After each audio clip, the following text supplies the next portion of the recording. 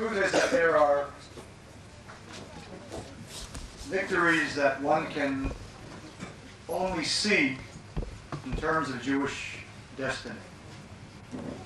What appears to be a defeat in transient terms is essentially a victory in eternal terms, in Jewish terms. Our victory was in that we did not change a single word and a single letter in our platform in order to win in the court.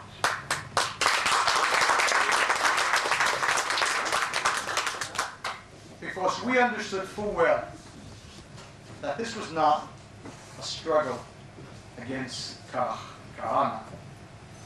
This was essentially the real struggle in this country between Judaism and Hellenism. Whether this will be a Jewish state or a pale carbon copy of all of the Western sickness which so many of those judges represent. What they did to me and to Kach is really an extension of what they have done in the last 4 years. It's a mind-boggling thing for people to speak of democracy, knowing what they did to us over 4 years. A member of Knesset barred from appearing on even one radio or television program on state radio and state TV. What an outrage that is. And even more, having gone to the High Court on this issue, and the High Court, after 1.5 years, ruled in our favor, made not the slightest impact on state radio and state TV. They simply ignored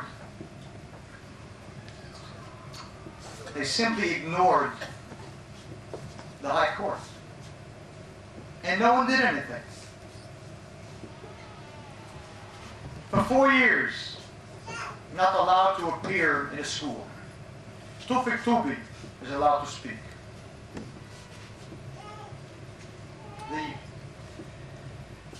PLP people are allowed to speak. The Ari, Pellet.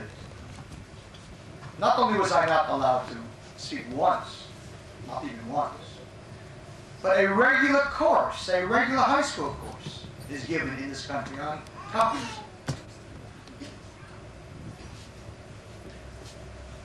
In the army, every conceivable leftist is allowed to appear and lecture and destroy Tzahal.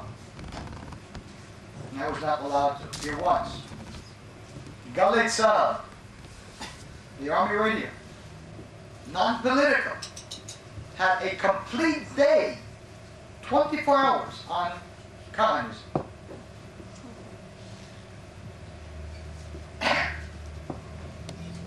Had bills which the speaker decided that he would not present. A member of Knesset presents a bill, and the speaker decides that he will not allow it to be tabled. Not only was it a bill, but it was word for word the Rambam, one of the great racists of our time, of all time, Maimonides. The irony was that there were 2 bills, word for word, and they were banned in the year that was declared by the speaker to be the year of the Rambam.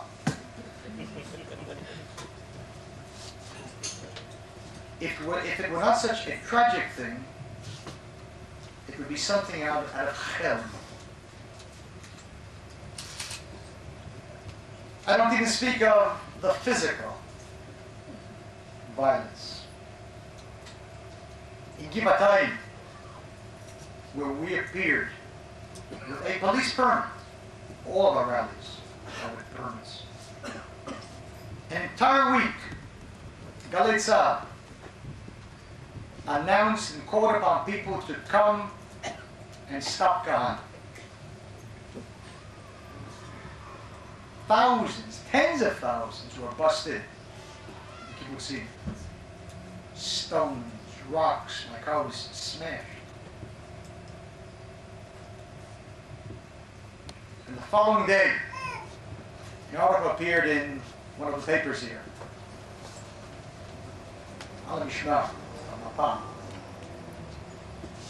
Titled, "Blessed is the Rock." Blessed is the Rock. And now this, and it is their greatest defeat, because it is based upon fear. Fear. I don't speak of fear of the Likud. The Likud has proven to be a cheap political party. What they did in voting to ban me was done out of fear, the cheapest imaginable fear. Fear that I would take votes from them. Nothing ideological, nothing at all. Just it has become a cheap political party which would have done well in Chicago under Mayor Daley. But there's a greater fear, a far, far greater fear, and that is a fear of the terrible issues that I raise. I raise the most painful issues imaginable, from which they flee in panic because they cannot face them. Because these issues go to the very heart of what the Jew is, what the Jewish state is, what is Zionism, what is democracy, incompatibility. They cannot deal with these issues. And so, if they can't deal with them, they ban you. I raise the issues, and we raise them in the court of Zionism versus democracy. My 7-year-old grandchild knows that they are incompatible. What is Zionism if not the movement for a Jewish state? And what does a Jewish state mean if not a state in which Jews will always be sovereign and always control the state and never allow anyone in any way, through any means, to be a majority in the country? Of course that is Zionism.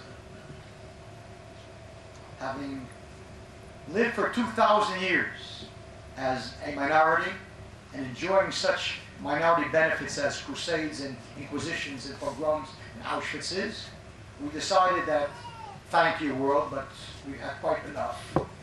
And we decided to be the majority. And always the majority. That's called Zionism. That's a Jewish state.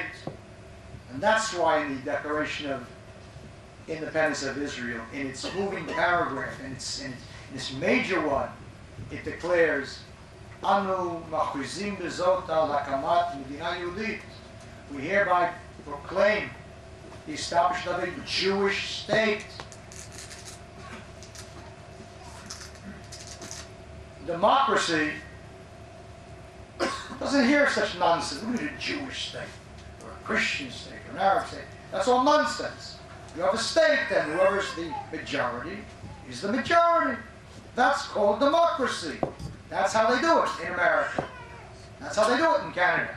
That's how they do it in England. That's not how they do it here.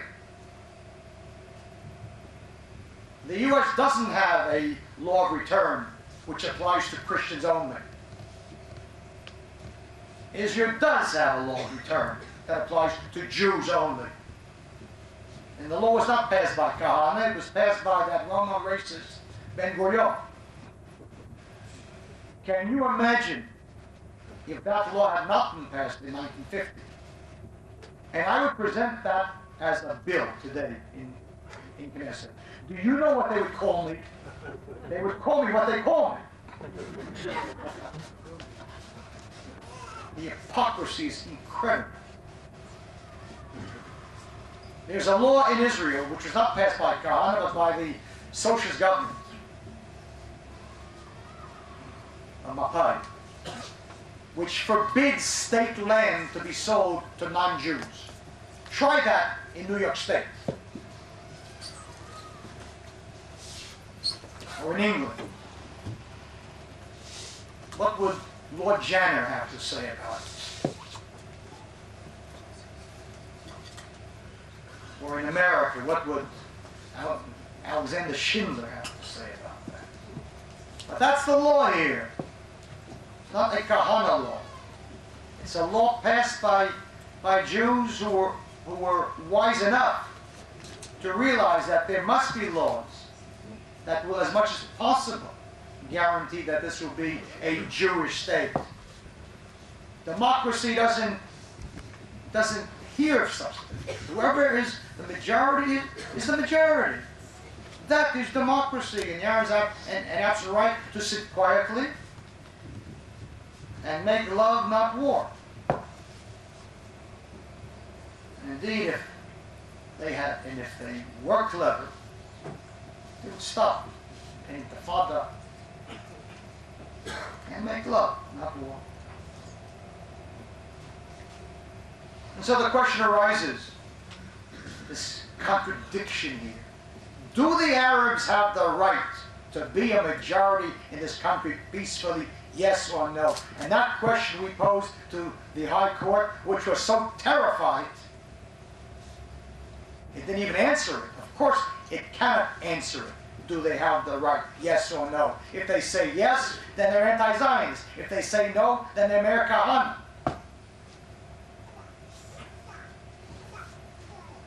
A schizophrenic document, the Declaration of Independence of Israel. Schizophrenia, unlimited. A Jewish state, and everyone has equal rights. Do they have equal rights to be the majority? Yes or no? They can't answer that. A schizophrenic state, a schizophrenic government, and above all, people that are too terrified to deal with the issue. And when someone does raise it, in their horror of having to choose between democracy and Zionism, they shut that person's mouth.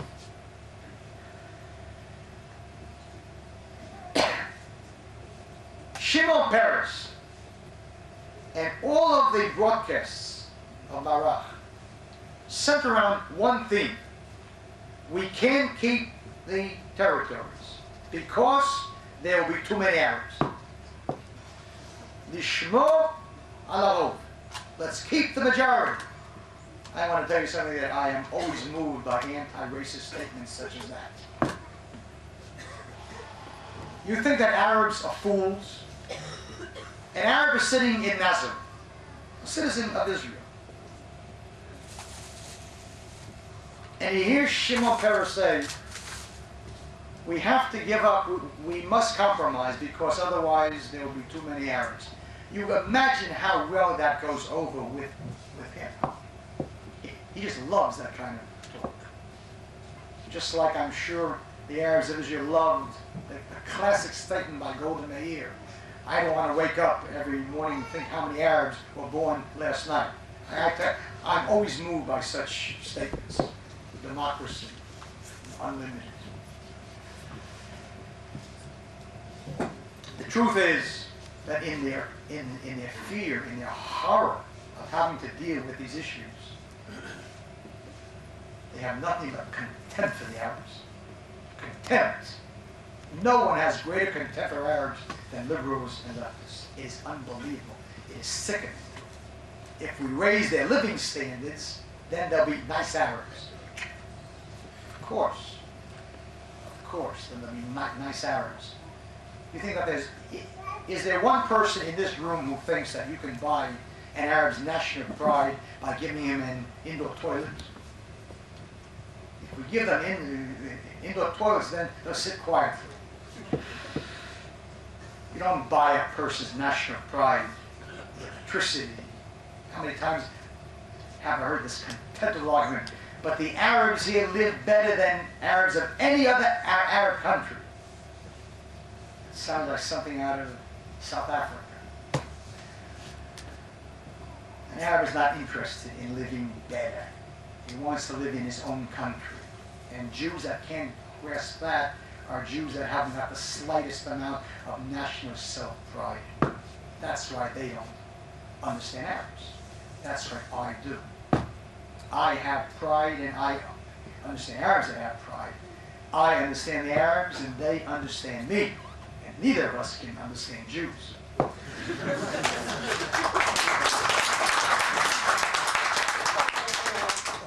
The Arab is sick and tired of hearing UJA speakers say, we came, found the desert, turned it into a garden, and all the people clap and write a check.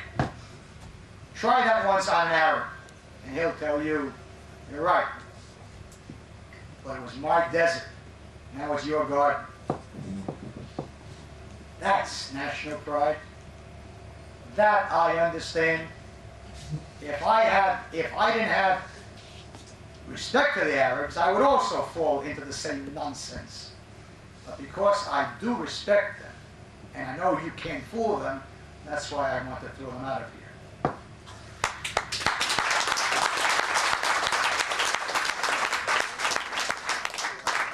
Is there one person in this room that thinks that there's one Israeli Arab who enjoys singing his national anthem, Hatikva? You just picture the scene. The Israeli Arab stands up, tall and proud, his shoulders back, chest thrust out, as he sings the words of his anthem, Nefesh Yehudi Homiya, the soul of a Jew yearns. He just breaks into uncontrollable tears, deeply moved.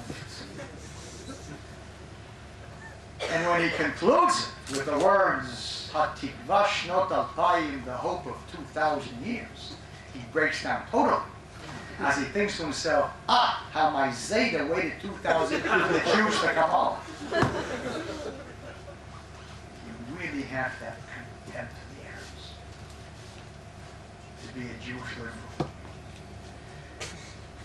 On Independence Day in Israel, every Arab rushes out into the street early to celebrate his defeat.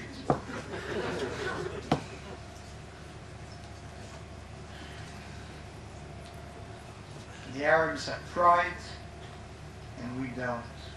And that's the tragedy. That's the tragedy. If we take the Jew out of the exile, it's infinitely more difficult to take the exile out of the Jew. And we are suffering from a chronic case of galut, a chronic case, 2,000 years of it.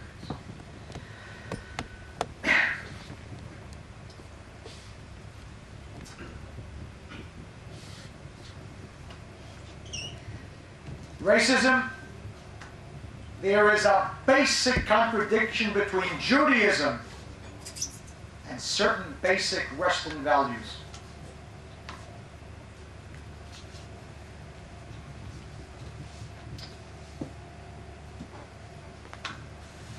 I cannot believe that the High Court of Israel compared my condemnation of intermarriage with the Nuremberg laws. I think that is so obscene, and that one of the judges has a yam. That is outrageous. They came up with a table comparing Kahane's laws and the Nazi laws. And we gave them the same table, but we simply added the source for the Kahane laws in Judaism. You think that made the slightest impression on them? The slightest? In Judaism, of course, intermarriage is banned. Of course this is so. This is a Kahane law. A Kahane law. If the grandparents of those judges would have come back from their grave and listened to what they wrote, they would have gone right back to the grave. The things that I've written may not go well with an assimilated Jew, But it's Judaism. It's Judaism. And in Judaism, no non-Jew is allowed national rights. No non-Jew is allowed national rights. And I want to read to you, I'll read to you in a translation of the Rambam, of Maimonides, not his, it's taken from the Talmud. And after this, you can burn your local Talmud. That's fine. Don't burn Kahane. And above all, don't come up with this nonsense, Kahanism. There is no such thing as Kahanism. It used to be called Judaism.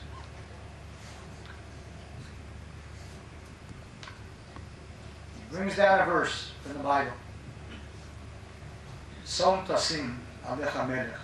You shall surely put over you a king. Mikerev achecha tasim alecha melech. From the midst of your brothers shall you have a king. Utuchal latet alecha ish nochri asher lo achicha. You are not allowed to place over you a foreigner who is not of your brethren. The Rambam brings down from the Talmud. And not for kingship alone, but any authority in Israel. Even someone who was appointed over the flow of water, the clerk in the area. And one need not even mention a judge or a nasi. Shall only be from Israel. Every authority that you appoint shall only be from your brethren. I wrote this. It's in the Talmud. In Yevamot. It's a Rambam. The High Court of Israel had the audacity to declare that this is racism.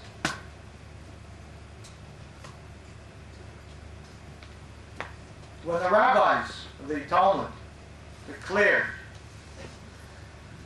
that a non-Jew who touches wine makes that wine not allowed by Jewish law to be drunk, it was done for one reason, the rabbis tell us, so that we should not socialize with them and drink with them and eat with them and thus come so close to them that we intermarry with them. I didn't make that law, but I brought it down. And there are many, many people who may think that that's a terrible thing. Fine. In that case, then blast Judaism, but not Kahane, and then tell that judge with the yarmulke to either take off the yarmulke or leave the bench. Judaism is not Thomas Jefferson. So it is. Or Rousseau, or Burke, or Voltaire. Judaism is Judaism, with its own specific values. You can take it or leave it. But you can't say that it is not Judaism. You don't create God in your image.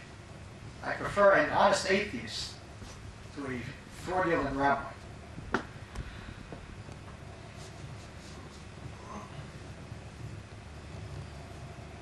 Racism. Nuremberg. I'm a racist.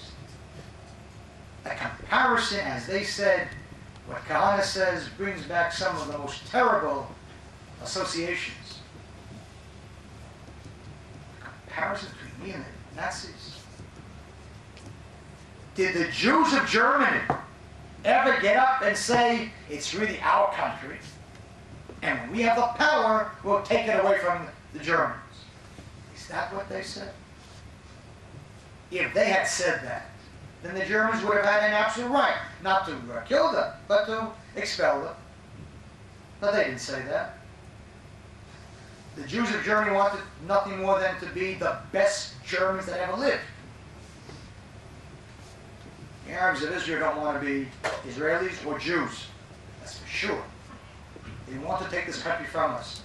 They truly believe it is their country.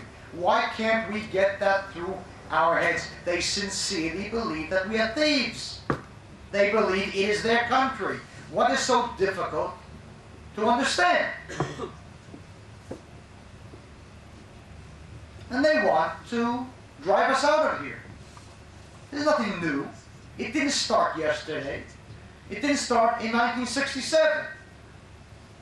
Despite peace now, I only wish that I had the intelligence,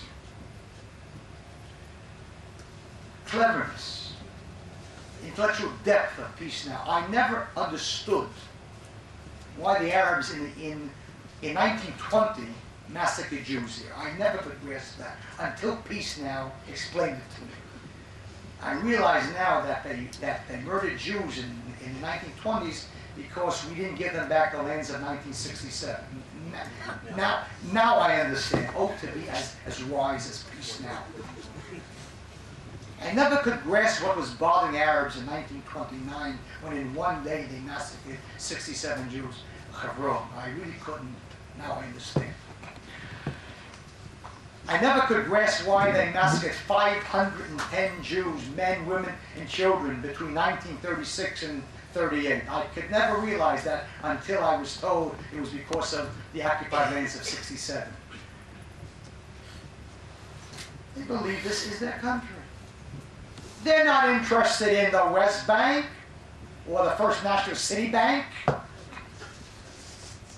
To them, Jaffa is as much Arab as is Nablus. Nablus. Oh, I must tell you something. Every time I read the Palestine Post, sometimes known as the Jerusalem Post, every time I read that Palestine Post and I see the date line, a place over there, Nablus. It's amazing. If you ask the editor of the Palestine Post, Ari Rath, grape stuff. Ari Rath, you ask him, why do you call it Nablus? The name is Shechem. It's in the Bible, Shechem. Ask any Baptist. Ari Rath will answer you. He'll say, because that's the Arab name. Now, among the long list of things that Ari Rath does not know, you can throw that in. Nablus, we of course know that Nablus is the Arab name, of course. Nablus is not the Arab name. The name was Shechem. When the Romans conquered the country, they changed the name from Shechem to Napulus, as in Naples. Arabs can't pronounce a P very well. So Napulus became Nablus. If anything, we should give it back to the Italians.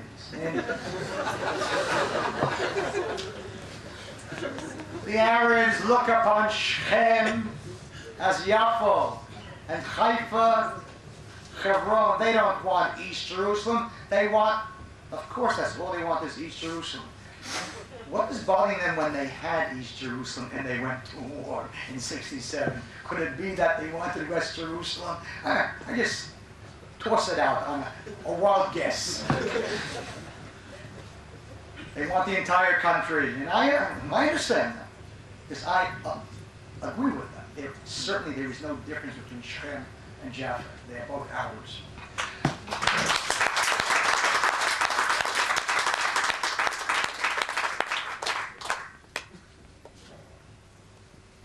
The Arabs of Israel are not like the Jews of Germany. The Jews of Germany wanted to be Germans. They accepted the fact that it was a German country and they were loyal German citizens.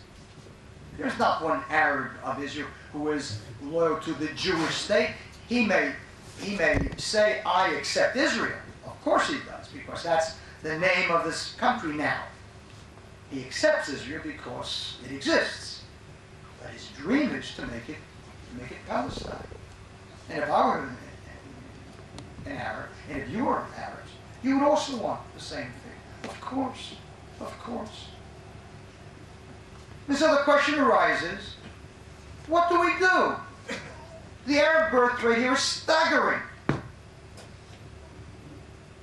It's staggering, at least in part, because we pay them Bituach Leumi, national insurance, for every single child until the age of 18, because we are not normal.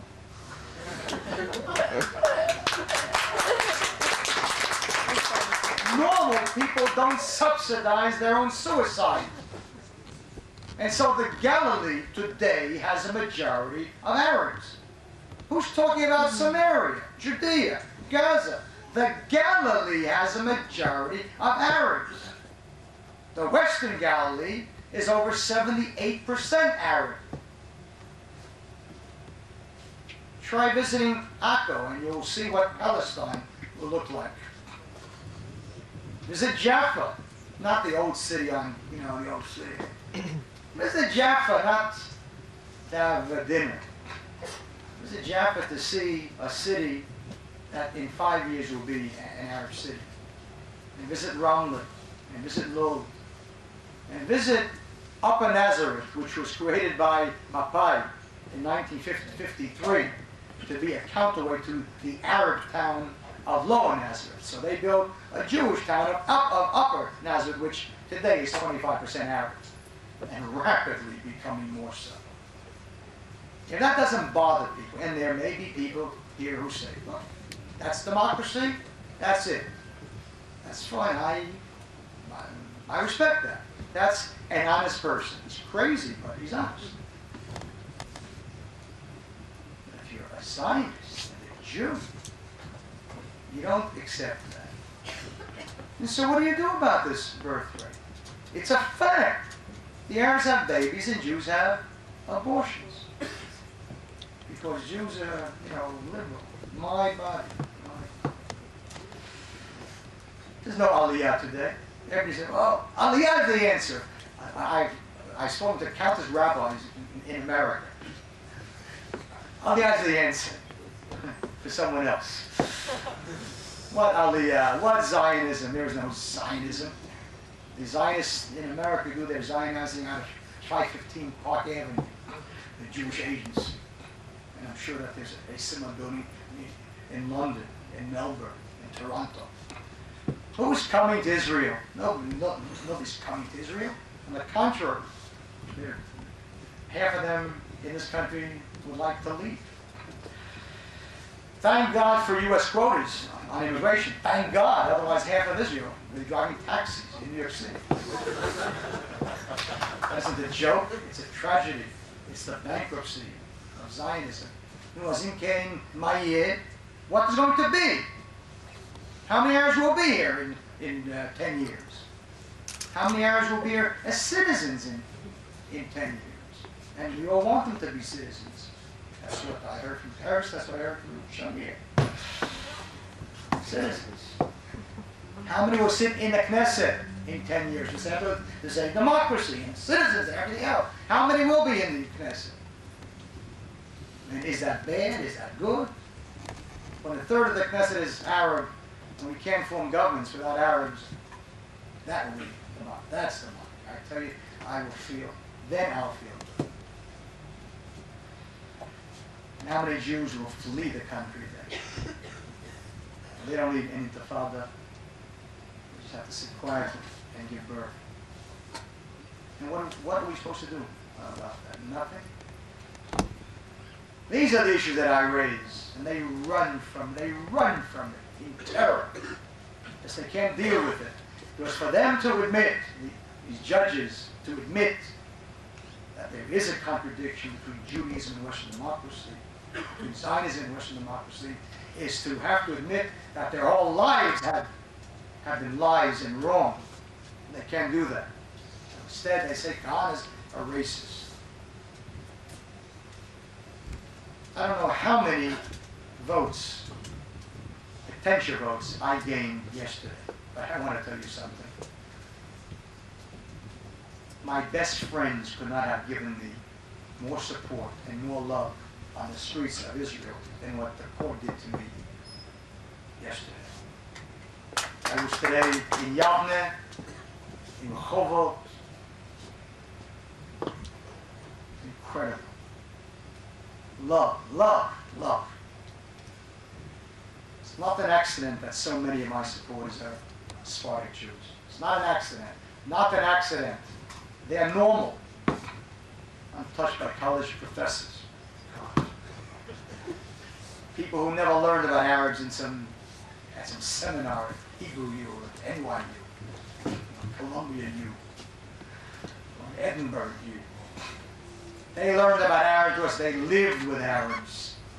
And that's called normal. These are streets people, streets-wise, normal, not complex. That's why when they hear me speak, they say, "Utzodek, he's right," because I say what I think. The amazing thing about them is, he says, "She'ata Ashkenazi," She'ata maybe, how's it possible that you and Ashkenazi, you understand it? How come? Because I'm also normal.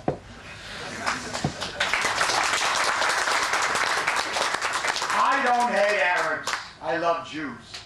And I wish the Arabs well. All the Arabs well elsewhere. They have 22 countries, God bless them. We don't have 22 countries. We don't have 2 countries. We have only 1 country. It's ours and all of it. There's nothing to be ashamed of. I want an exchange of populations. We took in 800,000 Jews from Arab countries. Now it's time to complete the exchange. We took in Jews from Arab countries to the Jewish state. Now let's give them the Arabs from the Jewish state to the Arab countries.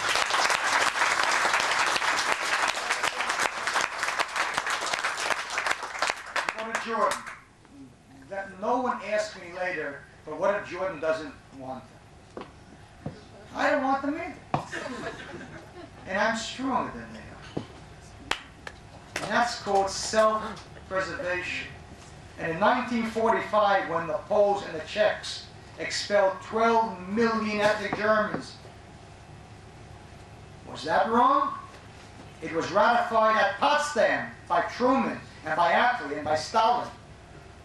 I mean, 2 out of 3 is not bad. It was ratified. They took 12 million people that had lived there for 1,000 years and threw them out. Do you know why?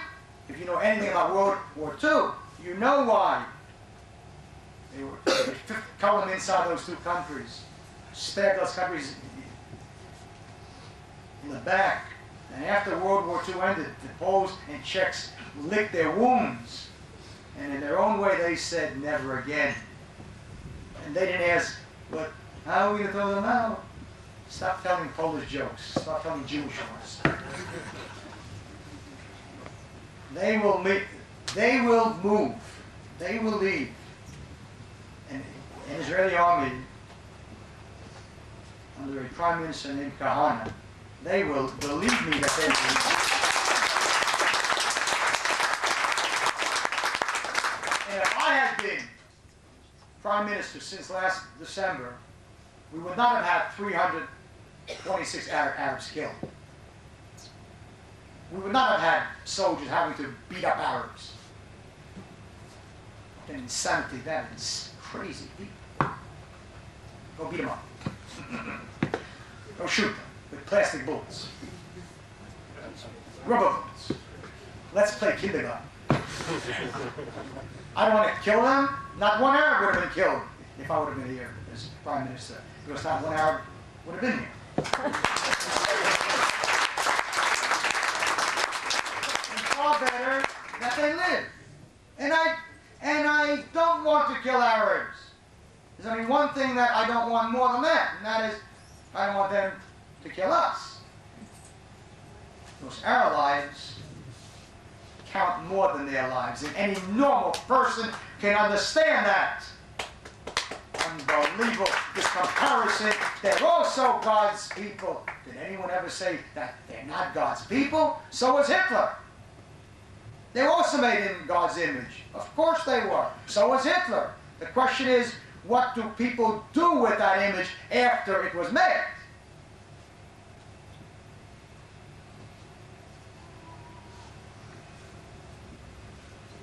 I raise the essential question in this country and in other countries that they can't answer. Why be Jewish? Period. Why not be human beings? What is this hang about being Jewish? I'm proud of being a Jew. Why are you proud of being a Jew? Because of Albert Einstein?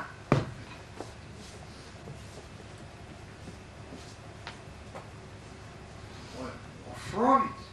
We win Nobel Prizes. I want to tell you something. I hate to break this news to you. There are a lot of smart Gentiles too. I hate to say this. That's a reason to being a Jew. Because Jews are smart. There's vaunted Jewish head. A Jewish head. If I had $1 for every dumb Jew that I have met, I might not be rich, but I'd be comfortable. There are smart Jews, and there are dumb Jews, and there are smart Gentiles, and there are dumb Gentiles, and there's nothing special today about being Jewish except one thing, and that is Judaism. That's what makes us special. And if you don't have that, so don't complain about some kid on a kibbutz who meets a volunteer from Holland, a good-looking girl, and he marries her, and his parents say, she isn't Jewish. He said, what's with you? Like, what are you, Kahane?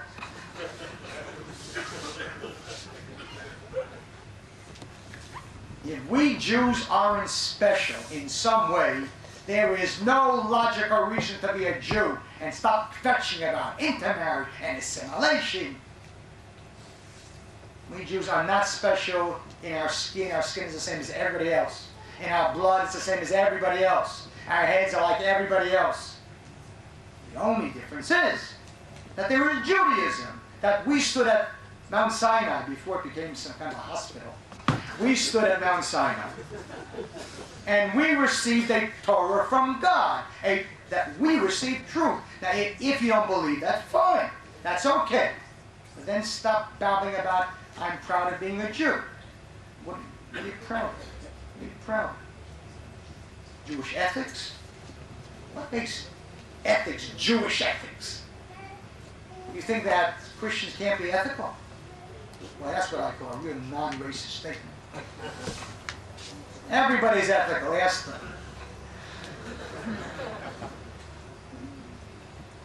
That's what they can't deal with here. Secular Zionism in this country is bankrupt. They can't keep their children. They can't keep their kids Jewish. And the kids are more honest than their parents are. They're more honest. Not pitosh ani Yehudi. You ask the average kid here what he is, and he will say, I'm an Israeli. That's his definition. I'm an Israeli. That's an identity. That's an identity. An Arab can be an Israeli. A Druze can be an Israeli. A Chinaman can be an Israeli. That's an identity.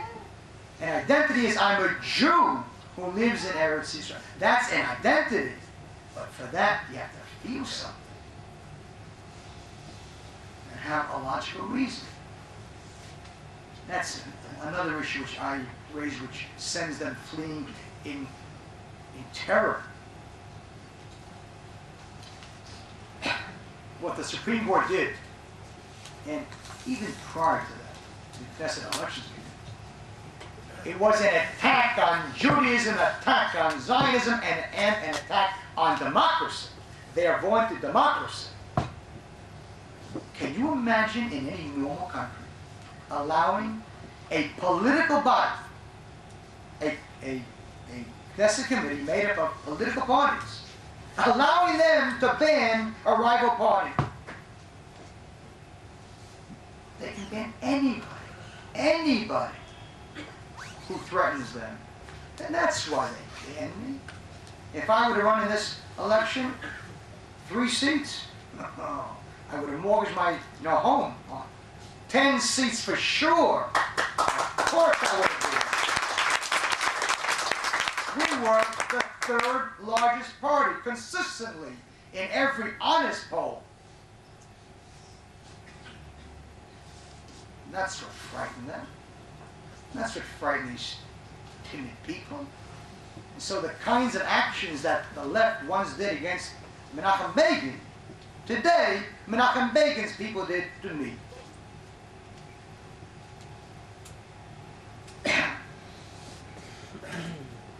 What they've done is they've set a terrible precedent. They've announced that a party that they believe is bad, and they've called bad, that racism is bad. You can ban a party that is racist because we think racism is bad. What happens tomorrow? A religious party sincerely, honestly believes that if a party doesn't believe in God, that will bring down God's wrath and wipe out Israel. And he decides this party has to be banned and really means it. What do you say, no? What do you mean no? Here's this precedent.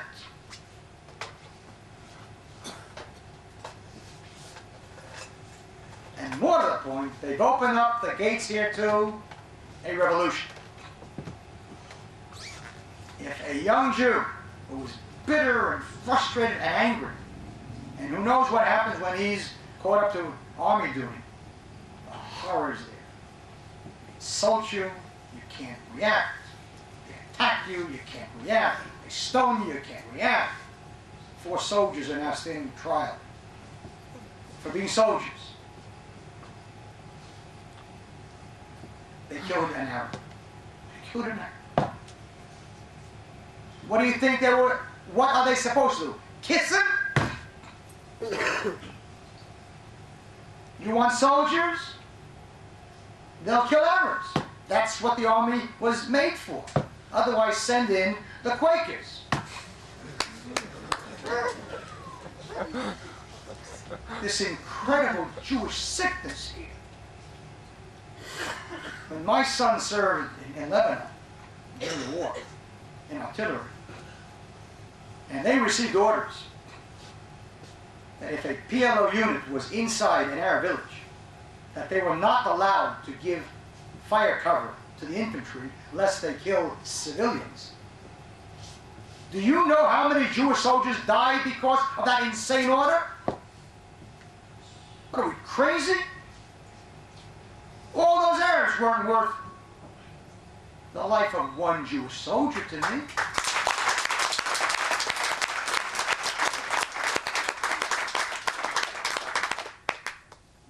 When my son serves in the army, I expect his commanding officer to worry first about him and not about Arabs. And I don't care if they're men, women, or children. Or else don't send them in there. In World War II, when Allied bombers bombed German cities, 1,000 planes a night, who do you think that they were bombing? Generals? Gestapo officers? It was a war, a deadly war. The last normal war. They knew that if the Germans won, there would be a horror in this world. And so they bombed their cities to break their back. Did anyone protest then?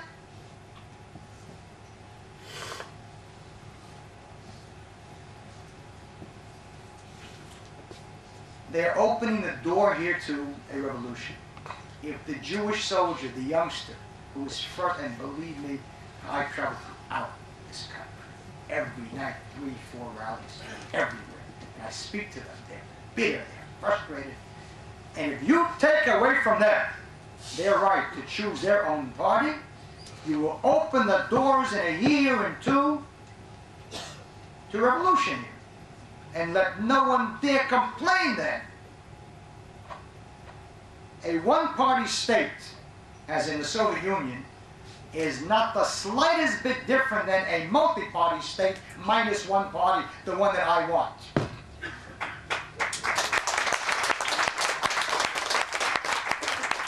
In Russia, too, they say, you can go, here's the party. Over there, too, they said, you can go, just not for the party that you want.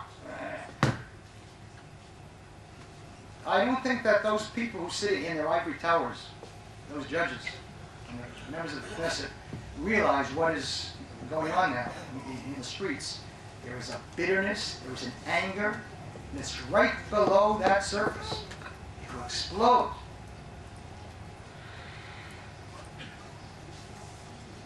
The country is falling apart. And intifada for 10 months and intifada. 10 months? The Israeli Defense Forces can't put down women and children in Gaza, in Jenin for 10 months?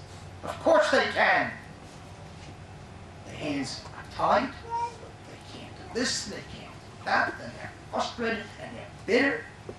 This intifada will never end. Every 2 weeks, the little prime minister gets up and he says, the intifada is coming to its end. The chief of staff gets up and he says, oh, Shavua, another week, and another week, and another week, and another week. It will never come to an end. You have a revolution here, and it is a popular one. It is by the people, and stop this nonsense. It is being, a couple of people are, the PLO represents the Palestinians, and don't kid, let no one kid himself or herself otherwise. Of course they do, and I listen to Shamir babble about, we'll have elections, and then from the people, if they had free elections tomorrow in Judea, Samaria, and Gaza, the PLO would win 85%. The other 15% would be the Muslims. Of course it would be so. Of course this is so. Why do we play games? And the Intifada will spread into Israel. Of course it will. Of course it will. Today's paper in Yediot tells a story about Lida. You know what Lida is? Where is it? Syria? Lida is where Jews land, where all the UJ people land. Number of children, Jewish children, girls, going to school. Yesterday passed by an Arab area, because Lida is now today 28% Arab. And by the way, I'm sure everyone here will be happy to know that the UJA is giving $15 million to rebuild an Arab neighborhood in Lida. I'm sure you will now double your pledge.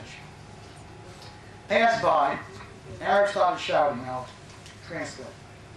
Dirty Jews, leave quickly, this is not your country, and started throwing stones at him. This girl was hit in the head. Of course the Intifada will come here. Of course it will. There is no difference between an Arab inside the state of Israel and Arabs in Samaria. They are Palestinians. They look upon themselves as Palestinians. Of course this is so. And it's nonsense. There's a contradiction there. Every time some clever Arab, I only wish Jews were as smart as that. Some Arab will appear on television and with a sad look on his face say, I am torn. I'm a son of the Palestinian people and a citizen of Israel. He's not torn. He's a son of the people of Palestine, that's for sure, and that he wants and he loves. And by sheer bad luck, he's a citizen of Israel, which he hopes to change. He's torn.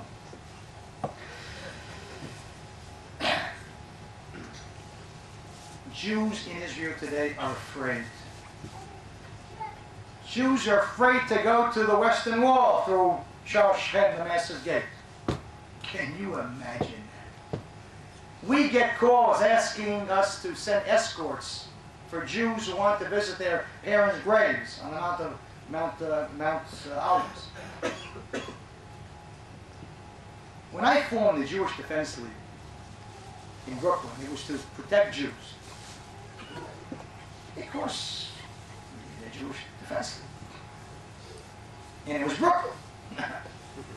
Then I went on Aliyah, and guess what I found? Brooklyn. The graves are desecrated here 10 times greater than they are in Brooklyn. There isn't a day, there isn't a night that Jewish buses are not stoned in this city. One of the great obscenities is that in every Jewish bus there is this little sticker, beware of a suspicious object. What an abomination that is. See, if someone sees such objects, panic breaks out. They stop the bus, they flee the bus, the police come, the bomb squad, paralyze the entire area. You traveled with me once on an Arab bus in Hebron. It's a pleasure. First of all, there's no sign. There's no sign. There is no need for a sign. They never found a suspicious object in an Arab bus. So they travel, calm, quietly. Whose country is it? That's the question. Jews are afraid if a child is late coming home, late by 1 hour, panic breaks out. Where is he? What, God forbid, maybe, oh God forbid? That's how we live? This is the dream of 2,000 years? When for 2,000 years Jews prayed, someday we'll have our own state again, and then we'll get out of the fear and humiliation of the exile. And we have our state, and there's no fear. Of course there's fear.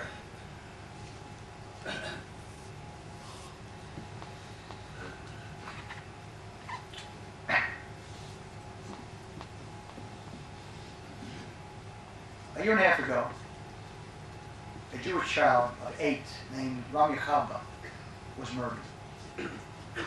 I would venture to say, without great fear, that there aren't 5 people in this room that heard Rabbi Meir, and certainly not 5 people that know the story of Rabbi Meir. If Rabbi Meir had been a Palestinian child of 8 who was killed by soldiers, our television would have brought the father, the mother, the grandmother, the grandfather, the uncles, the cousins.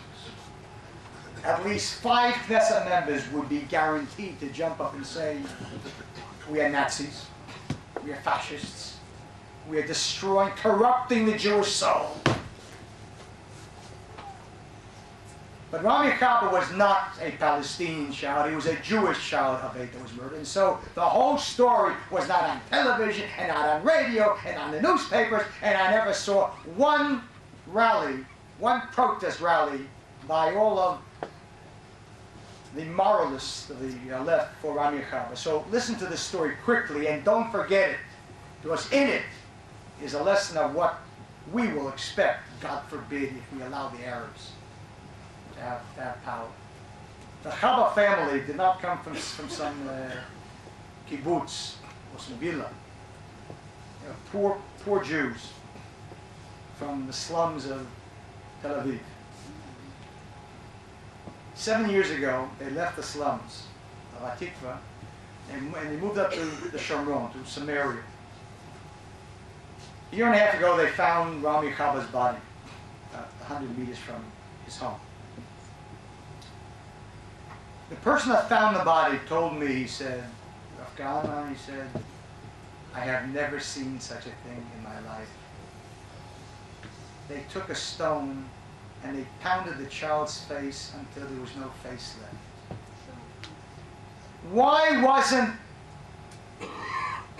in Sabra, in Shatila, after that happened, after Christians massacred Muslims, infinite numbers of temple rabbis in America made their congregants get up on Yom Kippur and beat their breasts. Who beat their breasts for the tragedy of Rabbi Meir? For the tragedy, every Jew who was opposed to throwing the Arabs out is responsible for that death. Because if they would not have been here, that child would be alive today. What the tragedy, what the sickness, what a people. Do you know why leftists take the Arab side on every issue? Because they are riddled with guilt. Nobody can suffer guilt the way Jews do. We have honed it to a fine art. They truly believe, these leftists, that we are thieves. Deep down they say, we really had no right to come here and take the country from the Palestinians. But since they don't have the courage, if that's true, so then give up your kibbutz. That's a little too much. And so therefore, they sit here on their kibbutz, wallowing in this guilt. And they have to take the Arab side on every issue, hoping to win a crumb of forgiveness from them. Hey, you're not Kahane, you're a good Jew. What they don't know is that the Arabs hate me and them, but at least they hate me and respect me.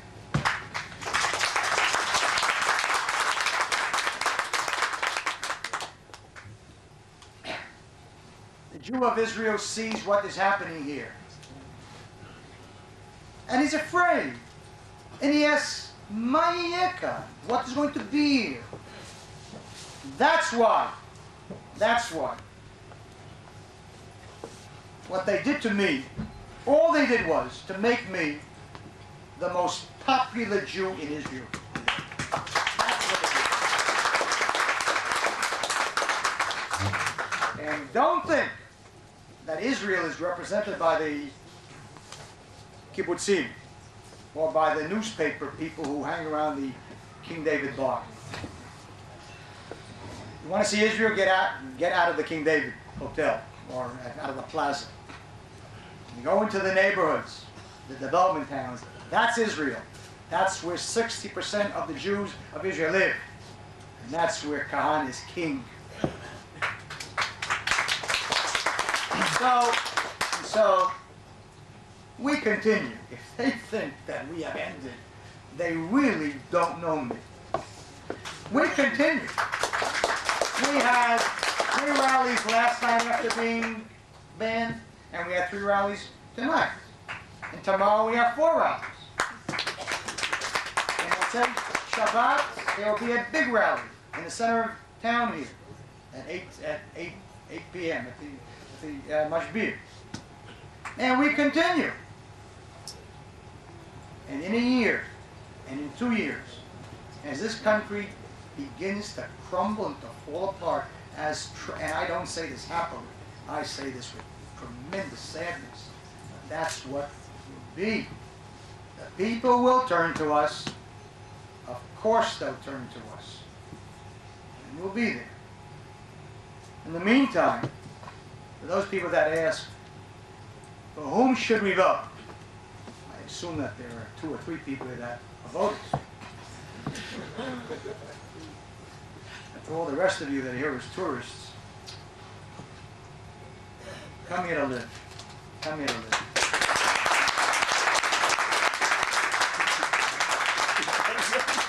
But no matter how bad it is here, there are 2 things I have to say. 1, I will make it better. And 2, no matter how bad it is here, it won't be as bad as it is going to be for you in the exile. I don't envy the Jew, if God forbid there is an economic collapse in the West. The hatred of the Jew in the West is unbelievable. Every time that I travel to the States and I'm on radio programs, in the phone call, I want to tell you something. The hate, you can cut it with a knife. The trouble is that the average Jewish leader in the States, or Canada, or in England, it's not aware. Or the average rabbi, they haven't got the slightest idea of what non-Jews think about Jews. They haven't got the slightest idea.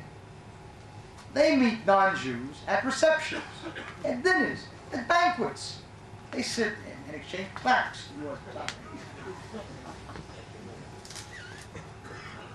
The way to meet a non-Jew and to find out what he really thinks about Jews is in a bar. A bar. Not a trendy bar. A bar in a working class section. That's where you hear America singing. That's when, as the schnapps goes in, you hear what comes out. The Jews are this and the Jews are that, and that's when times are good. The jealousy and the envy and the hate.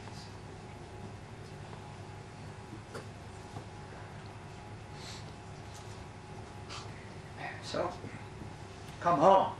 We'll make it better. In the meantime, for whom to vote?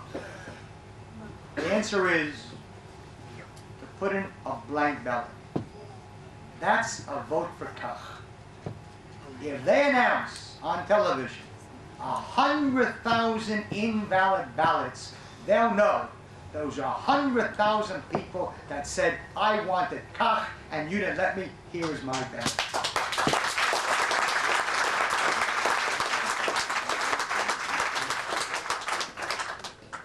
Don't tell me, but what about this party? It's almost like. There is no one that is almost like Kach.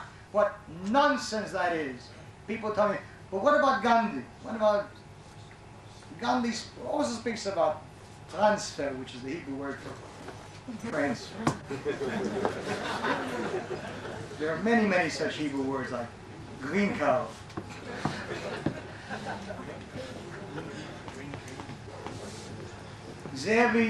Gandhi speaks about transfer miratzon, a voluntary transfer. Of course, why didn't I think of that?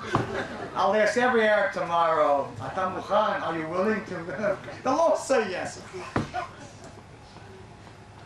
What a fraud it is. How many times can people allow themselves to be deluded and deceived? Secondly, Gandhi only speaks about the Arabs of the territories, when every child knows that the Israeli Arab is infinitely more dangerous than the Arabs of Gaza because they are voters, they are citizens, they are educated, they're intellectual. We took a people in Israel, Arabs, 110,000 Arabs back in 1948, illiterates, and we gave them an education. And we're proud of it. How many people have given to Hebrew University and said, wow, we have 1,400 Arabs there. Tremendous. I tell you. Who do you think the most dangerous Arabs of Israel are? Educated. Of course they're the students at Hebrew. Of course they are. The revolution doesn't come from the numb and the dumb. The revolution always and only comes from the intellectuals. We are not a normal people. In any event, there is no one who's almost like Kach. Kach is unique. Unique. It's a unique party because in the state of Israel, it is an honest party. Can you imagine? That is almost supernatural. We say the truth. We say what everybody in his heart thinks. That's the amazing thing. The amazing thing. We went to tens of rabbis, great rabbis, asking them for a letter to the High Court, not saying that Kahane is right, but that Kahane is a scholar, and his views are within the framework of halakha. We couldn't get one rabbi. Everyone said, get me 2 other rabbis and I'll give you that. Can you imagine? Can you imagine that? That's the tragedy. So if you're a voter, just take a white card and put it in there. That's your protest. Don't give in to people that took away from you and from Israel the most basic right to vote for the party that you want, and then say, well, okay, I'll have to vote some other party. That is giving in. That's giving in. That's being a real flyer, as I say. Don't be, I say flyer in English, a jerk. Why not write Kach on there? If you want to write Kach, you can also write it. It doesn't matter. It's over the radio and TV. It'll come over as an invalid ballot. It doesn't matter what. No one is going to say, and 20,000 people wrote Kach. Believe me, I'm not going to say that. And you know, the invalid ballots were 98% people that voted Kach. And so that's it. I just want to finish with one thing.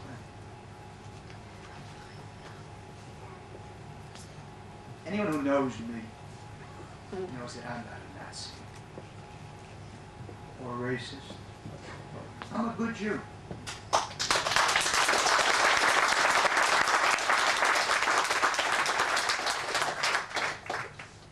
And I could have been in Knesset years ago on the Likud ticket when they offered it to me. Years and years ago. But who wants to be in the Knesset unless you can say the truth? The truth is sometimes very, very painful. And the question is, are you ready to have dollars thrown at you or stones thrown at you? Dollars because you didn't tell the truth, and stones because you did tell the truth. We worked for 17 years now. An awesomely difficult thing. I've been arrested in this country 62 times. It's not, I mean, if you've ever sat in prison in this country, you wouldn't laugh. I mean, someday I may write a book on prison that I have known, but I'm going to tell you something. That on a comparative basis, prisons in this country are really pretty bad. Pretty bad. Nevertheless, because we didn't change a single word, and because we didn't change what we believed in as being true, that's why today, Kach, among the mass of people, is the #1 party.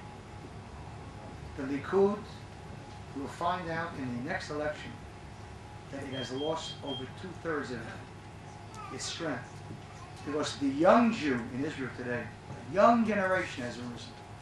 Doesn't know bacon, never saw bacon, never heard bacon. And these kids who are 15, 16, 17 and can't vote yet in this election.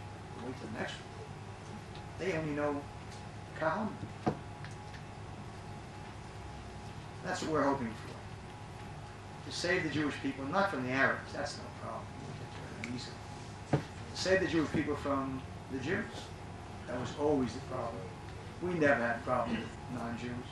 Jewish history is filled, it's replete with the tragedy of disasters done by Jews to the Jewish people. So please God, and with deep faith in God, and let's have faith in Him. And nobody asked me later, but if we throw the Arabs out, what will America say? Or better still, they always say, what will the world say? See, that's what will the world say? And of course, the world, Hong Kong, Singapore.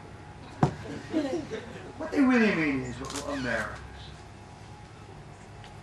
Let me give you 3 quick answers to that. 1, what in the world makes you think that America will do anything? You think that America cares about Jews or Arabs? America, like all normal countries, cares about one thing: American interests. That's what it cares about. And its interest in this area, its primary overriding interest, is simply that of the need for a strong and reliable and stable anti-Soviet ally.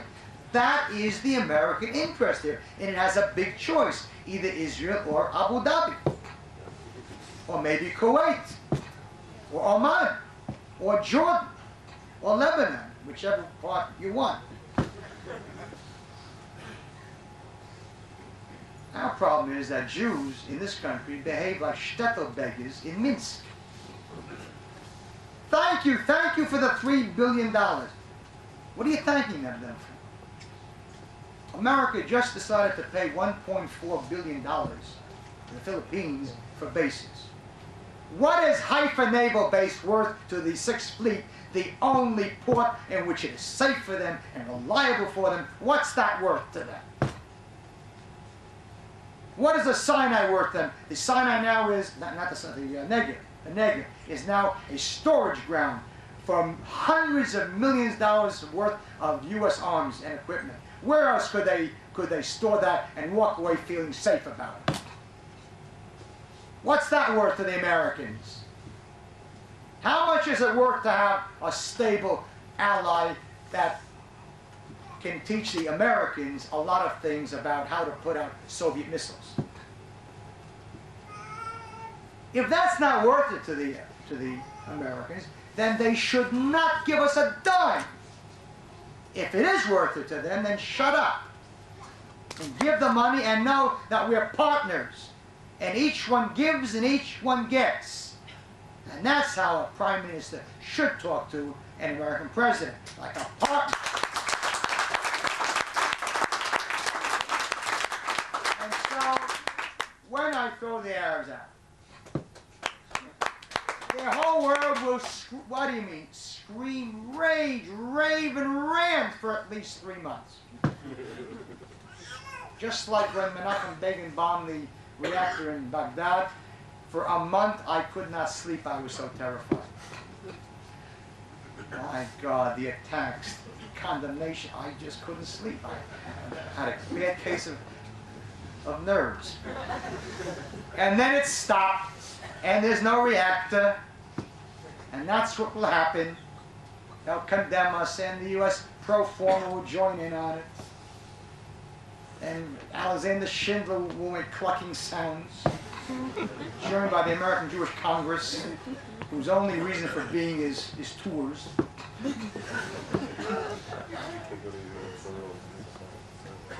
And Balfour Brickner will make another kind of a declaration, another Balfour kind of a declaration that Israel has done a terrible thing and that he will find it difficult to back Israel, which will of course cause us intense suffering. And then it'll stop, and the Arabs won't be here, and they'll be there. And I sincerely hope that if they want to call Jordan Palestine, fine. I'm all for that. If they want to call it Disneyland, I don't care what they call it. It's none of my business. I don't interfere in anybody's affairs, and let them know that nobody interferes in mine. So don't worry about it, because the major point is, there's a God. It's about time that Jews, especially those of Yarmulke, started to believe in Him. It's about time that Orthodox Jews started to become Jews of faith and religious Jews, rather than just Jews of ritual. The essence of Judaism is faith, deep belief that God is stronger than Ronald Reagan. If you don't believe that, you don't believe in God. No matter how many times you're going to pray. That's called faith. He made us. We didn't think of Him. What will be in this world is what He decides, and He will decide based upon whether we do that which He wants without fear. And that's what we have to realize. It's a Jewish state. Let the Arabs live in their countries. Let us live in our own country. With faith in God and a powerful Jewish army, we will bring the Messiah really speedily in our times.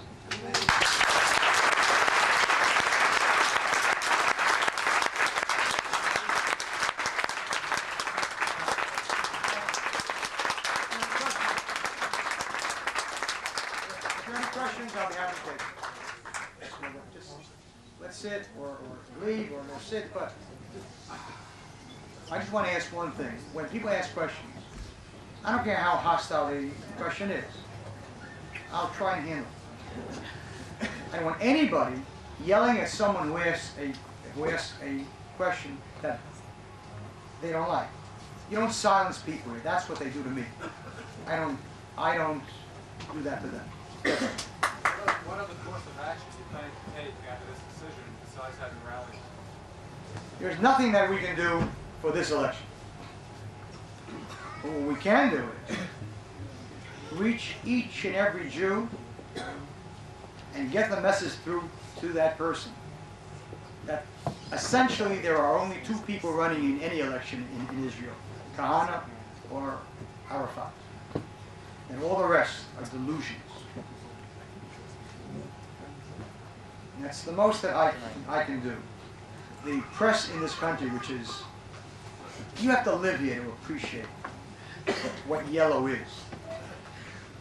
They would love to have me come up and say, we're going to burn down, we're going to this, that. We're not going to break the law. That's what they want us to do. We're not going to give them an opportunity to ban us. We're going to win over the people, and at a certain point, the people are simply going to say to the government, "Ad kan," until here, and that's that. And so we continue. Unfortunately, time is on my side. Unfortunately, because things will get much, much worse here. We can't do anything else. We may make a cosmetic change in the not in the platform, in the name and so on. We're sitting with our lawyers, maybe not cock, we didn't call it rock. I decide that, but in any case, these are we'll we'll sit with them. We have every reason to believe that in this next election, which, by the way, will not be in 4 years, no new government is going to survive more than a short period. We have every reason to believe that we'll be running in the next election as a real powerful party. Yes. 2 questions. The Yes. first one is, how do you weigh the Excuse fact... me, why don't you stand so they can hear you? I have 2 questions. Two The first one questions. is, how do you see the outcome of the next election? And 2, You mean this one coming This one coming up, yeah. And also the second question is, how do you weigh the fact that there are certain religious parties who voted to keep you in the government? Okay. No. The first question was, how do I gauge this election? Who's going to win? What? Well, certainly, to me, it would appear that the left hasn't got the slightest chance of anything. I mean, I can't believe the polls. I mean, it's incredible. Posters that gave me 2 seats, 3 seats. I'll bet my family on it. They were crazy. Polls here live. A poll in Hebrew is called seker. It rhymes with sheker. Sheker means a lie. It's incredible. And when they show polls at the left, that the Likud and Labor, are kind of even. What are they? They're crazy. I don't know. I don't know what they drink, but boy, it's powerful stuff. The right, is the Likud and Tchiyah and religious parties who certainly have a far greater amount of seats than the left will. The point is that I don't believe Peres when he says that he will not make a deal with the communists and with Samiara. He may make that so as to block the right from a government. In other words, the left will not be able to form a government, but the right may not be able to either, which is what I want. Had we run in this election, it would have been an easy right government. Easily so. No question about it. It would be hands down. Now, I don't know. The question of why did some of the Orthodox parties vote not to ban me? Because they're smart. Can you imagine what their voters would have said had they voted to ban me? It was not out of any love of Kahane. They were smarter than the Likud. If the Likud would have been smart, they would have not have voted to ban me, because the left had enough votes anyhow to ban me. And then the Likud wouldn't have been blamed. They weren't smart. Some people are smart, some aren't. Yes? Rabbi, if you've been banned for this election, how do you see yourself able to run in future elections? I want to tell you something, that I think that the political process here is going to collapse. I think that you are going to have a revolt in this country that happened in France with de Gaulle. I don't think that you realize how close to the brink of fury and anger and rebellion many of these people are, especially the young ones. If you traveled with me for a week around the Stumpy, you would see.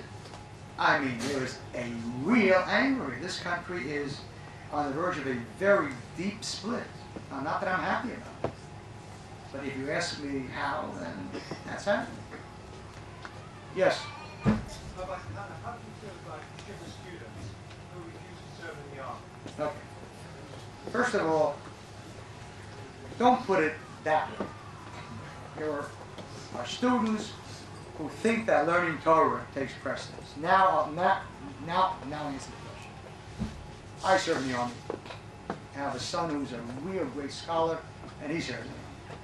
I have 2 sons-in-law that really are scholars, and they serve in the army. I believe that any student, a yeshiva student, who is not a totally full-time, and I mean full-time, doesn't do anything else, should be forced to serve. I think that a special army base should be set aside for them, because there is a fear of being ruined in the army, and I serve in the army, believe me, there is cause for that. A special big base should be set aside, and the army would be happy to do that. Let them do their training there and their service there, and the teachers will come there in the evenings and let them learn. But if there is one, and we're talking now really of such people, it's in really maybe 1,000 to 2,000 people who do nothing but learn all day. We need scholars too. We need scholars too. Those 1,000, 2,000 people are a national asset to Israel. Those people should not serve. But the 95% of the students that are now learning after a certain age do not learn full-time. And if you don't learn full-time, if you can work, or if you can do this, you can also serve in the army, and that is my policy.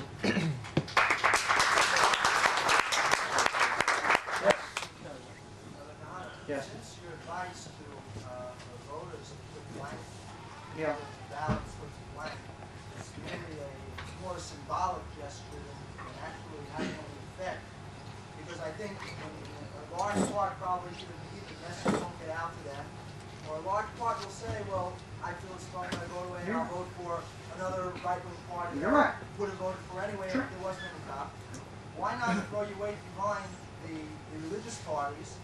Because, I mean, you're basically in all the things you say, you realize, you say that the future, the Jewish people in Eretz Israel is based on a Torah education. Only And that, right. basically, Only that. right. And the religious parties, their main interest, as far as what I know, is to enlarge that religious education network. Okay. So why not throw your weight behind them, and it will also help you in the long run. Okay, there are two reasons for that. First of all, you just said, and if I tell the people to vote for blank ballot, a lot of them won't listen. How many non-Orthodox Jews do you know that I will tell to vote for Rav Shach's party? We'll do that. If there are 10, it's a lot.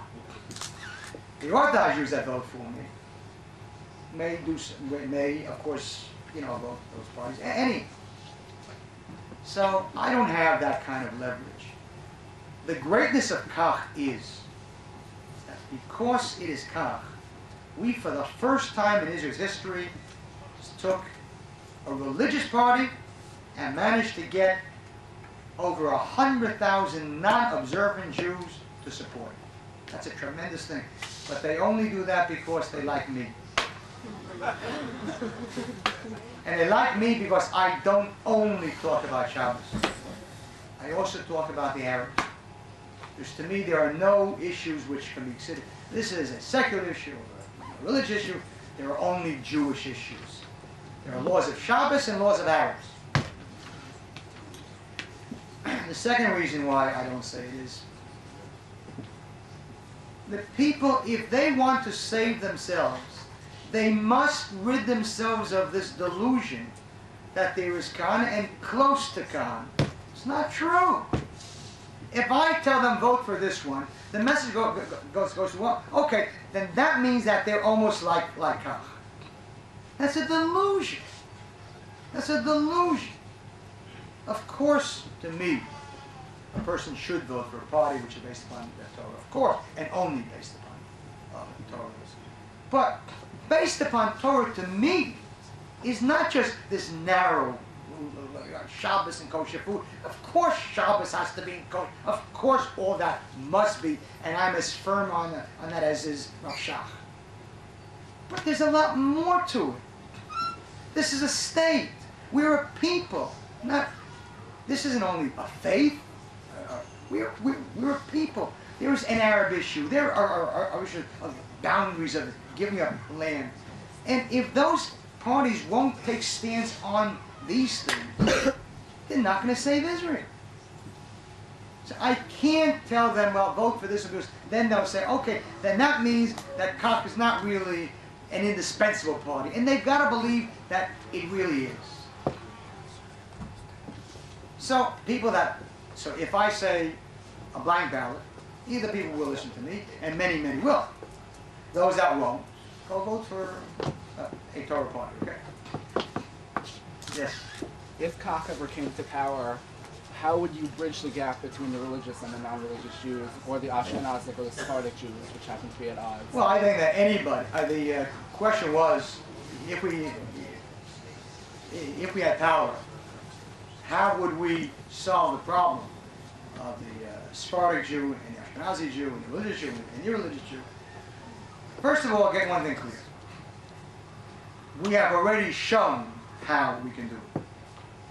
No party in Israel is like Kach. You come into a Kach rally and you come to a Kach meeting and you see all of Israel there.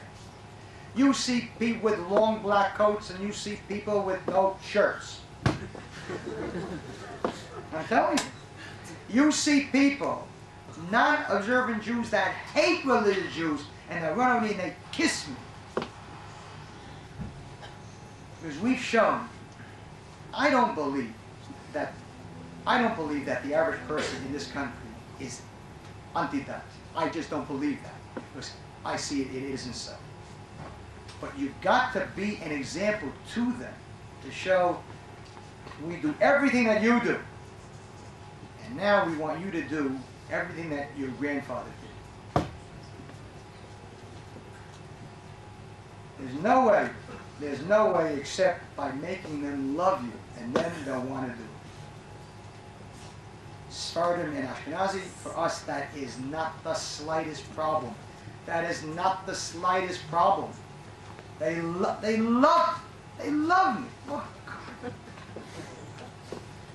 When I get up at a rally and I speak about the real racism that took place in this country, the real racism that was done by precisely those groups that call me a racist, the left, do you know what they did to the Sephardic Jews here?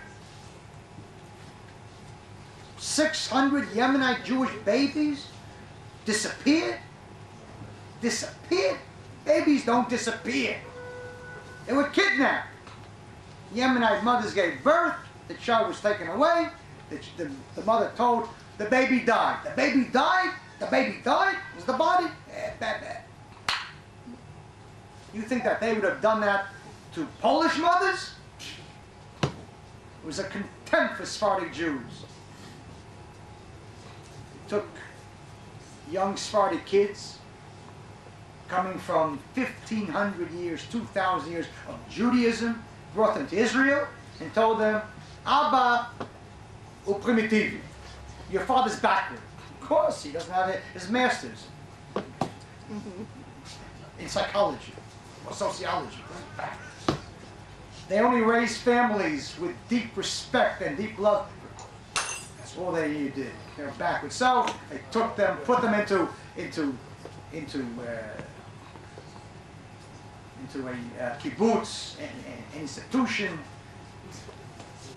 took from them their Shabbat, their kashrut, and gave them the values of Dizengosh.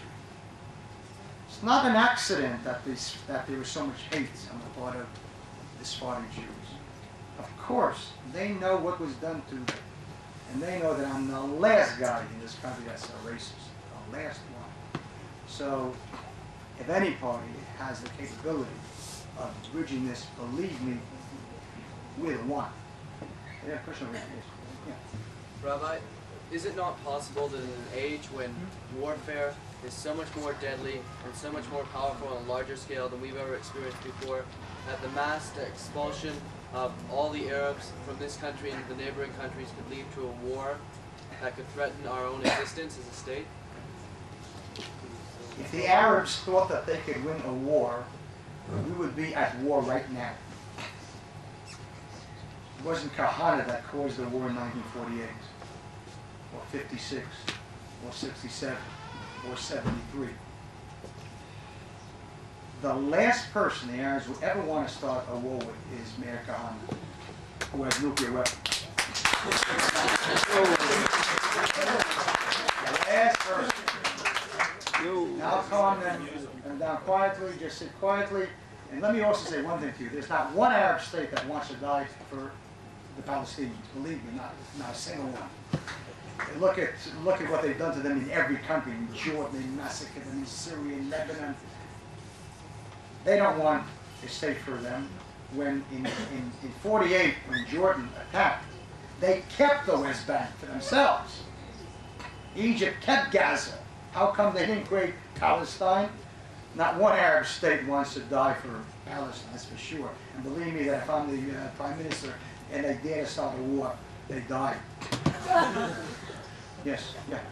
Yeah, I'm curious. You said if you were in charge of the Intifada, not one Arab would have been killed. That's right. So you're going into this theoretical transfer, this actual transfer. How are you going to do this without killing anyone or hurting anyone? Are they just going to go? What's your solution? And I don't know where you live. But where I live, when I have a gun and you don't, and I say move, people tend to move. 12 million ethnic Germans moved in 48 hours. 48 hours, they moved. How come they didn't fight? Ghana, in Nigeria, 2 years ago, they expelled 2 million people in a week. No one was killed. They all moved. I'm not happy about this. You think that I'm happy about this? People out? Of course not. But what answer do you have? Does anybody have? If not this, what do you do? What do you do? The Galilee today, it's printed rarely in the papers. There isn't a night that in the Galilee there are not attacks on Jewish cars. In the Galilee. In 5 years, if we keep going, you'll be watching television in America, wherever you are from, every night. Israeli soldiers shooting Arabs in the Galilee. I don't want to shoot Arabs. I don't want to shoot Arabs. I don't want to kill Arabs. Let me give you just one example. When I was in the army a couple years ago, I was in Samaria, and the Arabs rioted in Ramallah, and they sent me to put down the riot. In 5 minutes, the riot stopped.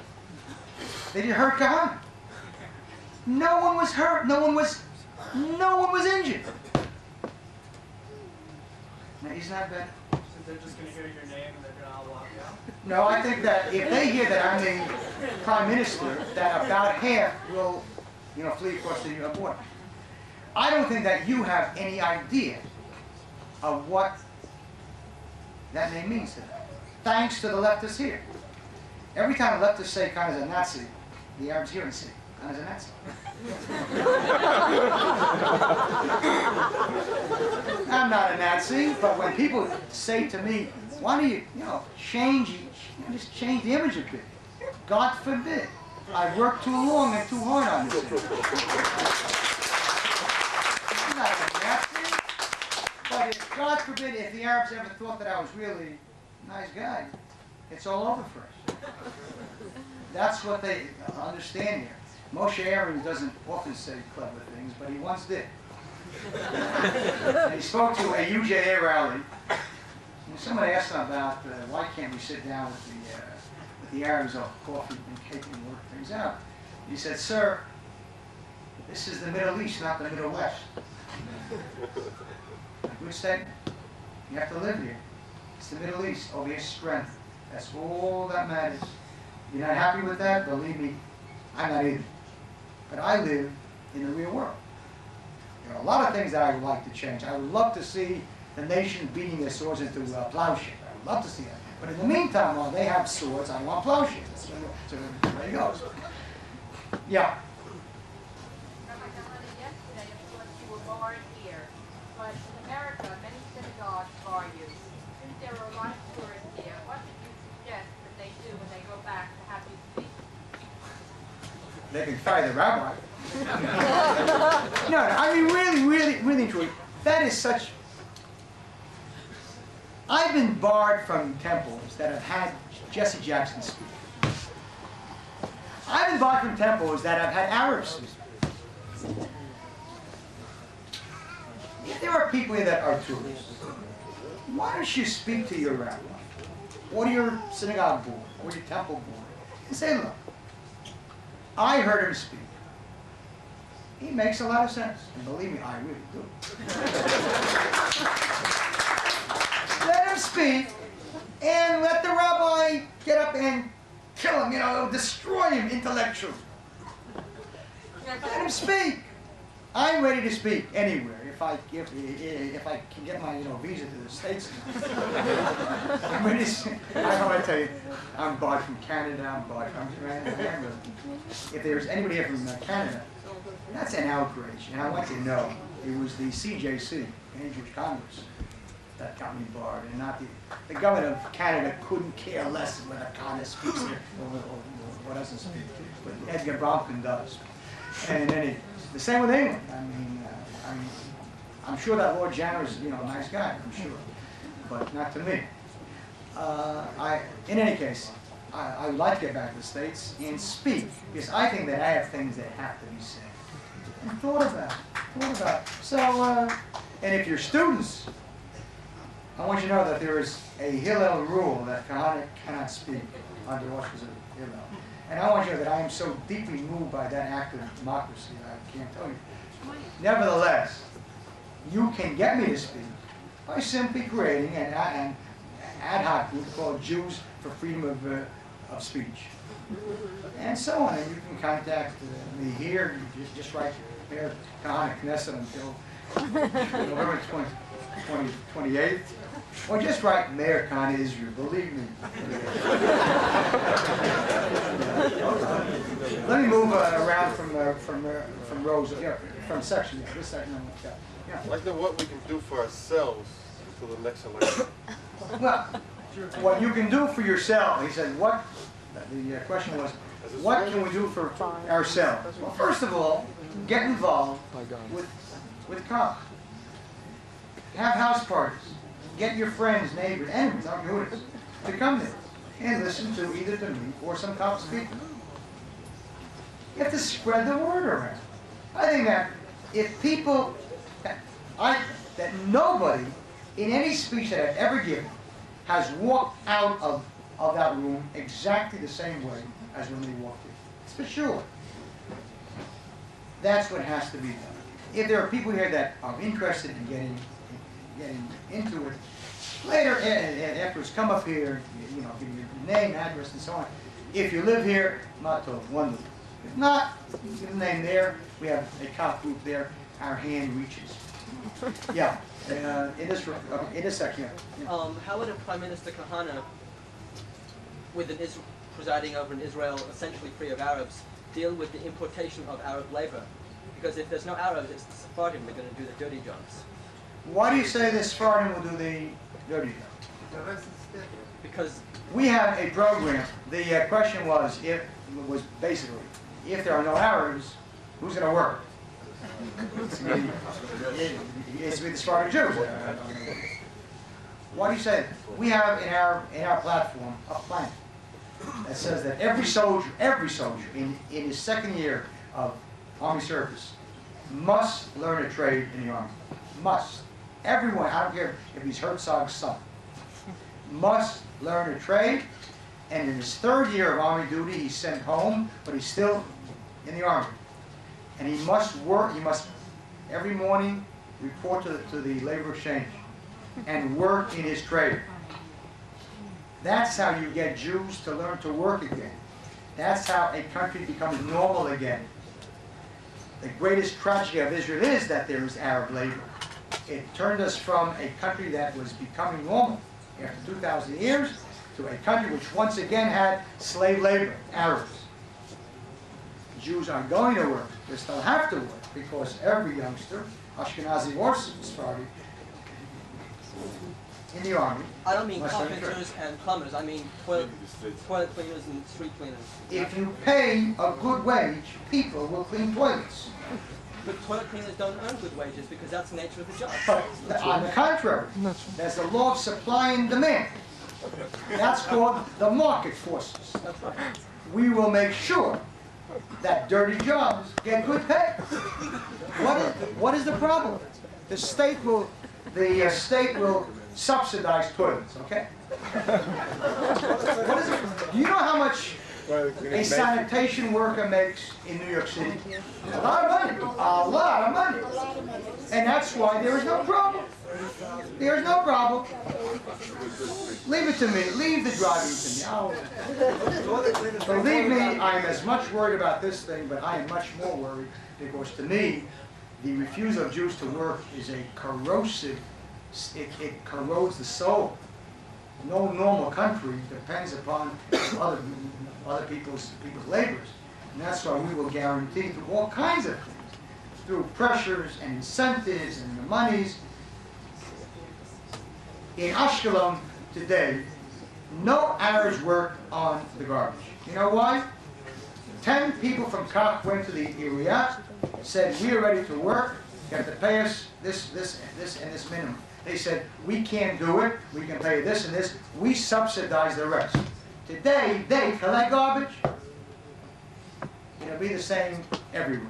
Yeah, let me get a, yeah. You said earlier that the Supreme Court's banning you from the election was an example of a lack of a democratic process. That's right. And yet you've also said that Zionism and democracy do not go hand in hand. Western democracy. You have painted yourself into an interesting corner here. I'd like to know, is it Zionism when it works for you, and democracy and fascism when it works against you, or what? Wow, well, I mean, real corner I've answered. I said there's a contradiction between Zionism and Western democracy. Western democracy is not Jewish democracy. Zionism never was Western democracy, otherwise it would have never passed a bill, or bills or laws which clearly are for Jews only. I'm for Western democracy. I'm against Western democracy. I'm for democracy for every Jew in this country, even for Yossi Sari. That took a lot out of me.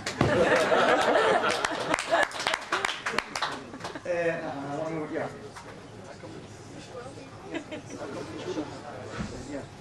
In your speech, you outlined your ideas, but you didn't give too many concrete solutions to things. For instance, how would you just get rid of the Arabs overnight from Islam? We'll offer the Arabs, any Arab who is ready to leave willingly and quietly will get compensation for his property. Any Arab who is not will throw out without compensation. That will take care of 90% of the Arabs. Because I mean it, and they know that I mean it. And they'll take the money. They'll take the money. They'll say it's better to leave with money than without. And since he is going to leave, that's clear. Leaving you are. You are leaving. The question is with or without money. They'll take the money. Others may not be happy about it. Come out. There are buses and there are trucks, and we'll put them on buses and trucks, and you may protest wherever you come from, but it's okay. We'll survive that because we have to live here, and I plan not only living here, but mostly living. I have this quaint habit. I like to live. I want to get people. You're forgetting to tell them something. Oh, here you go. This is someone who comes around the middle. Yeah. We came all the way from California for this one. These Arabs are being given a chance to leave with money. 6 million Jews went to the ovens without anything. I think it's even more. I think it's even more than that. 800,000 Sephardic Jews were forced to leave their countries without a penny of compensation. In fact, what I didn't tell you was that the Arab who was ready to take the compensation will not get 100%. 10% comes off the top into a special fund to go to those Sephardic Jews that left all their money behind.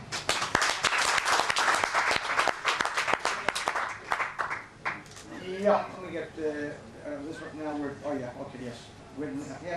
Now this section. Yeah. No. Yeah. I feel the tragedy is after 17 years of working here, You can't go. There's no tape library of your tapes that around Israel, where these Sephardim who know nothing about Judaism but you, and they can only hear you when you're there. There are no videotapes they can see you. There's one, but there's not out there. It's not out there. The tapes are not there. You wrote books, but the books are not out there. And what hurts me is that there's no good group within Kach organizing to reach out educationally to all these people. And I feel sorry for all these Sephardim who love you, but they don't hear you talk about Shabbat because they can't get a cassette about, and they're only going to listen to you. And it's got to be more than just when you get out there at a rally in the middle of the street. They got to be. What you're talking about is a very, very, very real problem. You're right, but that takes a lot of money. What you're talking about is a system of distribution, people that work and go out to places, and that's it. It's a lot of money. We're not built for that now. Hopefully, now that the election is out of the way, the money that we raise, we'll go for that kind of thing. There's no question about it. That to me also is the primary problem of Israel, education. That's the most important thing.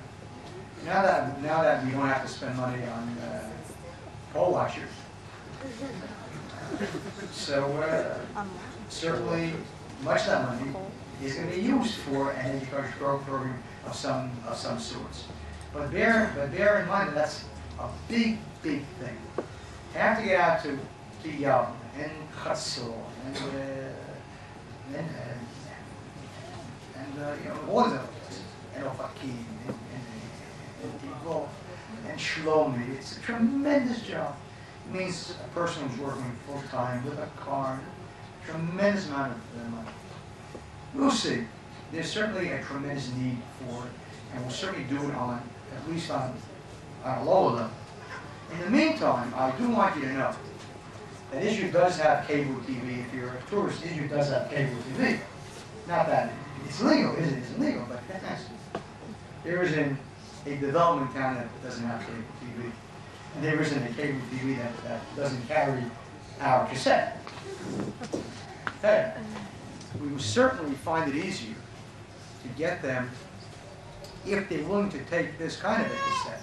It's not that easy. The cassette in which I speak about the things that they love to hear, they put on free. Get a cassette which talks about Shabbat, I'm not so sure that their clients want it. But it's one thing to go into somebody's house and have a house party, you're right. But to put it on cable TV and reach, 4,000 homes, that's a great thing. It's not that easy.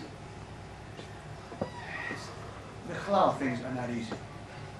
Yeah. You say that you empathize with Arab nationalism because we have the same feelings about the country. Right. But when you say that we should expel the Arabs and we could send them to any of their other 22 countries, Palestinians don't think that Jordan is their country. They don't think Iran is their country. So by your saying that we should just send them out, I don't think you're empathizing so much with their nationalism. And by your saying, I haven't seen you interact with Arabs personally, so I don't know how much they respect you, but the ones that I've spoken to don't really respect your ideas so much, so I don't understand why you're telling them. I don't expect them to respect my ideas, but what they do say that I'm the only honest Zionist, and that's true. Look, I respect their feeling of nationalism, but they're wrong.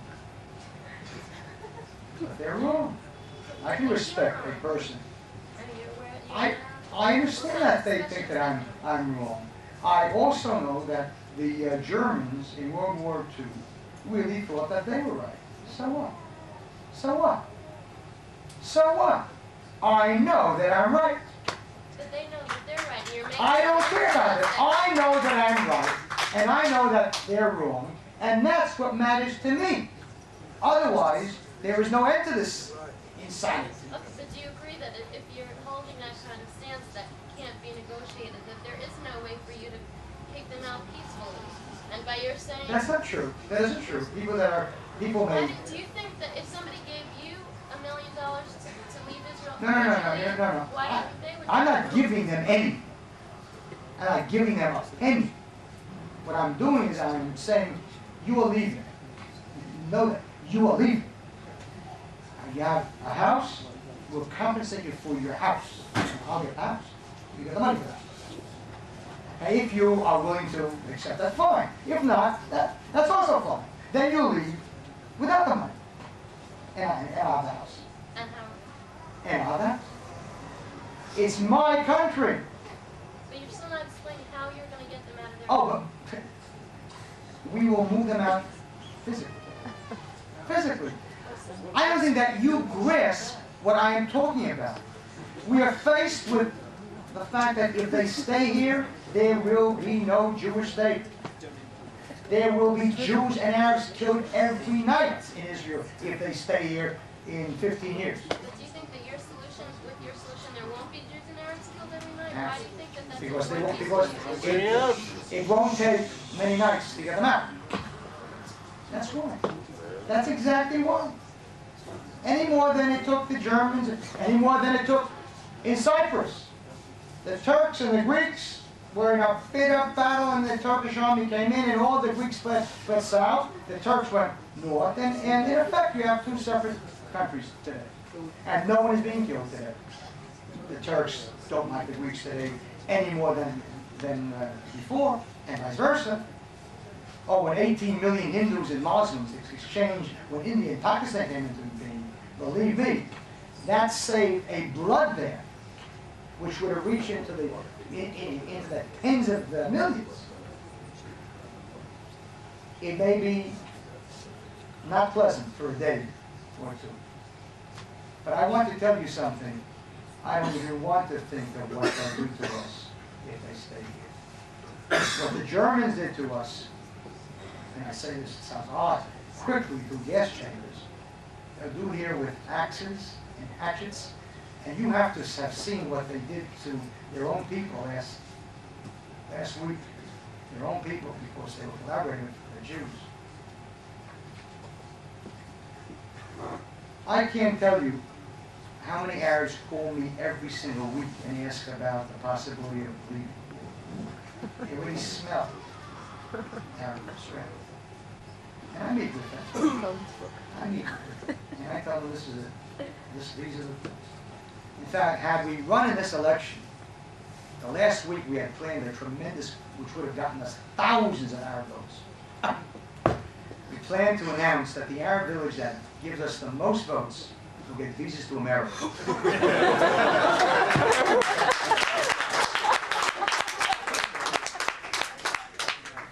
It was an act of sheer genius, which unfortunately will never be allowed. Well, maybe next election. It isn't a joke. It's a serious matter. How would he get them? I have no other answer for you except the fact that if they stay here, we're going to both die. And if they leave here, eventually, quickly, neither of us is going to die. You can hate me from the other side of the Jordan, Chaval, it's a pity, but good fences make. Okay, good neighbors, bad neighbors, that doesn't matter. But the main thing is that they're neighbors, not inside here. I don't know of any other answer, and I can tell you that you don't know of any other answer, and Shimon Peres doesn't have any other answer, and no one has answers. That's the only answer. It's not a happy one. Chaval. Yeah. Yes. רוצה לשאול, כן. יש לדעתי בעיה, לפעמים מפלגה שמצטיירת כמפלגה אלימה. זה מכיוון שהרבה מאוד מהתומכים כל הזמן מתנהגים באלימות, וזו עובדה. ומה שאני רוצה לשאול, למה אתה אף פעם לא מגנה אותם על זה, ואז לפחות זה כן יצטייר שהיא לא מפלגה אלימה, שזה לא דרך התורה. Translation. Okay, here's the question I'll translate it. He said that that because of many members of KAH that are violent, so the party has a violent name and a bad name. And why don't I ever come and attack them for it and condemn them?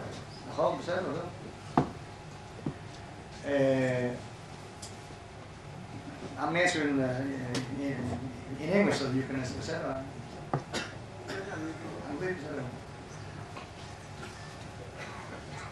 First of all, I don't know how many members of the Likud have broken up rallies of labor. I don't know how many people get up and say, you say it's Likud of violent people. In every party, there are a few numbers of people that are violent.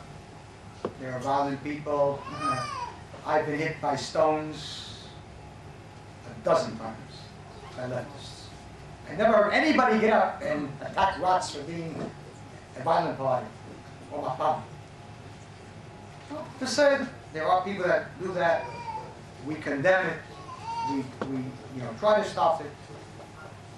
Atalot Yishma, and you won't listen. You won't hear. In any news media, anything that I say which makes me look good. That's the problem.